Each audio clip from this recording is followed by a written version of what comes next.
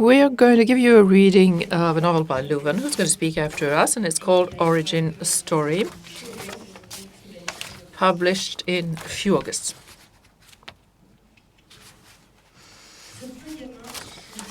Some kids are the kind of kids who would say, I know, but in the end they die.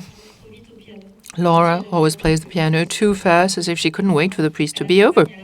Sometimes she sings along with it, but inevitably, at breakneck speed, she gets stuck, she stumbles on the chorus, hangs on by the skin of her teeth with lots of la-la-las at the wrong rhythm, and of course, in the end, everyone claps because it's Laura. Some see imaginary chums in their window panes. What I see is the enemy. Sometimes I'm reading quietly. The story is so gripping that I read and read on, and then someone turns out the main light, and I don't notice. And I scratch or I sneeze, and then bang, my reflection scares the life out of me. Some people see friends in the window panes. I draw the curtains. My name's Joris. I've lived here since I was born, or almost. I never whisper. When I whisper, the sound of my voice sounds foreign, and I'm afraid it might be someone else. Sometimes, in fact, I prefer sleeping with the curtains drawn to make sure there isn't anyone behind them. For a week now, there's been a Korean girl in the room next door. They're teaching her to become an actress, not a pianist. She whispers a lot. She's learning her lines. I wonder what it feels like to learn words that aren't yours. I'd become a clown. This morning, Helga recited some poetry at breakfast, and then she reminded us that ours were careers of the future, and that one day there probably wouldn't be a single nun like her. But it wasn't too bad because the order had anticipated this. Was forming female artists. I really love the poem in Sanskrit. I never knew the girl was called Kolya or Konya. It's difficult to understand. After that, we pushed the tables back, piled up the chairs, and we all began to rehearse, one next to the other. It made an incredible din, but the sisters told us that was exactly what art was like, expressing ourselves in the bloody chaos of this world. I want to survive it, especially if we want to know the seeds of humanist revolution. We have to get used to it, so we did. We got used to it anyway. I had to make the class giggle, and all film in black and white, full of charred bits about the war in Syria. It wasn't easy. Maya started crying while we laughed. I might talk about Maya another day. Yesterday, they began digging with the tunneling machine. They're still a long way off, and they haven't flushed us out yet. This is what the sisters have pinned up in the corridors with an extract from the Lotus Sutra about here. Something along the lines of, I quote, "Don't panic, the underground patrols will be over in December." Well, excuse me, but we're only in November. They make a racket to go along with the ra-ta-ta-ta-ta and the brrr. We formed a gospel group with the percussion instruments. Maya has suggested a kind of dance wearing masks, which looks like a Japanese procession known as carnival. At least, if I've got it right. I'm in love with Maya. We founded a group because humanist artists accompany the world. They don't cover the world's uproar by bellowing louder, but at least according to Helga. We're in December now.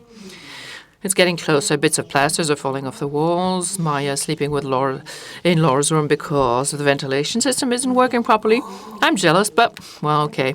Helga says we must love people for themselves, but not for ourselves. I don't quite get the principle, except as applied to God, the Virgin, Mary, or Shiva, that stuff. That's probably why I'm an infidel. I like that word. Even with the gospel, the noise is painful. With the kids... With the big kids, we've begun to make a chain of gospel players to relay each other, even at night. In 3 shifts. Can't understand what that means. 3 what? 3 shifts? No one's managed to explain this to me, not even Helga. Etymology is not my specialty, she said. Don't get that either. Sometimes you really don't have the faintest idea of what the sisters are going on about. But luckily, as of tomorrow, we'll all be sleeping in the canteen room. I prefer that. Now, I left my felt tips in my bedroom, so I'm writing this with a useless black biro. You have to press down like a brute to get it to write. I hate that. It looks as if I was angry with the pages. I hate that. It's ugly. I hate that.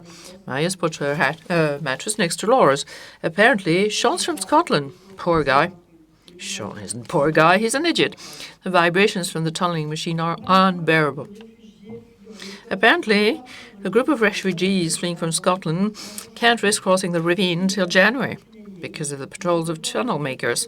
They're going to have to stay all that time with us in the bunker. Thank God we're sleeping in our bedrooms, well, except for the refugees who are still sleeping in the canteen. Everything's working out. The vibration's not as strong, and apparently the patrols are moving off. So, in fact, everything's going to be fine. Yesterday, I presented an improvised solo called Everything's Fine, but it didn't make many people laugh. This morning, one of the refugees talked about the political situation and ended up saying it's horrific. And there was a lot of tension with Sister Helga. I loathe scene. I know that's not good. We've all got to stick together. Laura wrote a song called Maya. I felt like vomiting from my eyes. This morning, I tripped Sean up on the stairs. His nose was bleeding. Apparently, the patrols are getting closer again. Some people have discovered rats. There's a danger of infestation by rats. Oh, the curtains have been taken down because they aren't fireproof. This morning, I spent hours looking at myself in the window pane. Maya. Yesterday, there was a power cut, and we aren't allowed to light the candles because of the gas leaks. It was dark all day long, and no doubt all night long, too. Helga put her alarm clock in front of the sound system so that everybody could hear the hours sounding. To keep myself busy, I wrote several rows of Maya, because it's the only thing I can write. In the dark, Collier was scared, so she came to sleep in my bedroom. She grinds her teeth. It was awful. I thought there were rats. I don't know who is in that window pane. The person looks nasty and has small eyes. Perhaps jealousy and nastiness are the same thing.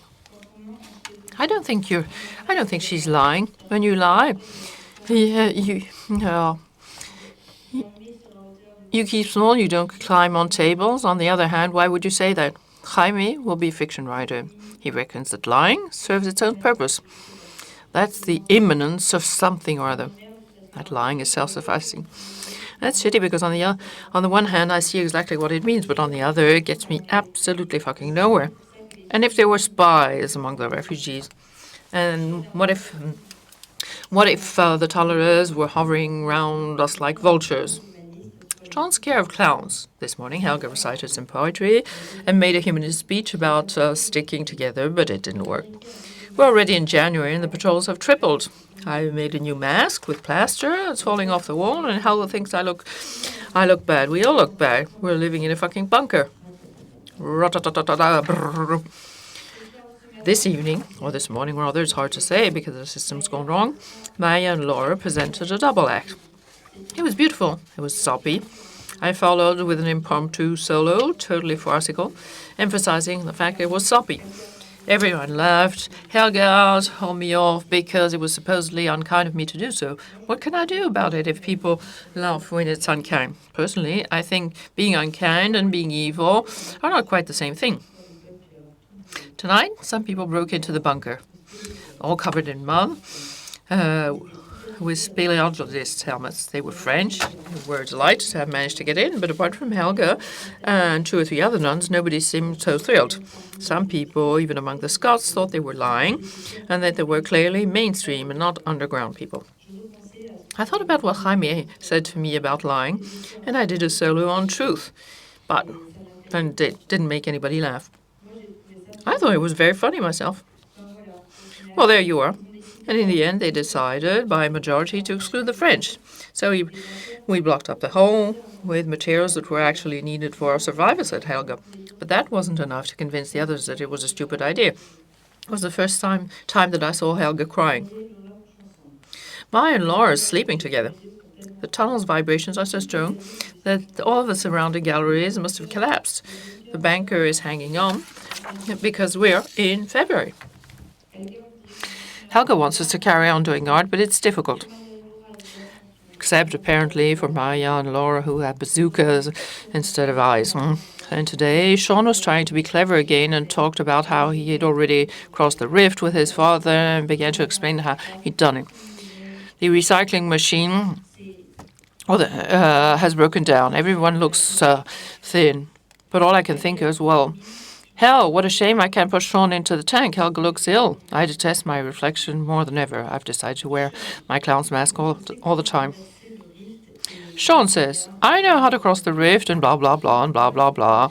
I don't know how adults can let him go on like this. Helga can go on telling me that hope is important, all those speeches of hers about the light and the darkness. They're getting to me less and less. Sean called me an evil clown. They're getting closer. They're going to take us prisoners or gas us or one or the other. Everyone's got their own little theory. They make us so bloody scared that some people are talking about committing suicide. My in-law are dead. Helga's dead. Pierre and Castor, Minnie, Josh and Katrina's daughter, Josh and Katrina, the Pope, we never knew his name, Vivian, Jill and the pin-up, same as the Pope, Sean.